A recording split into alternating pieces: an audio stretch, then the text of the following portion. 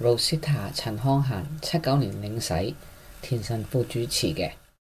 78年同阿 wing 同埋財仔一齊跟霍神父聽道理。Godmother 就係李雪萍 Gina， 我哋讀一間中學嘅。左手邊係譚以玲，亦都係中學同學。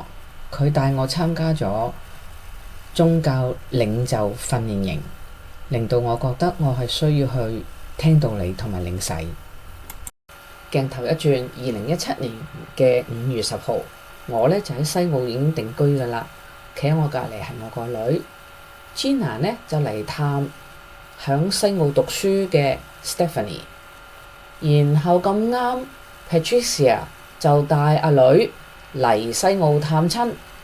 咁難得嘅機會，我哋一定食咗一餐飯，同埋影咗呢一張好珍貴嘅相片。大家好啊！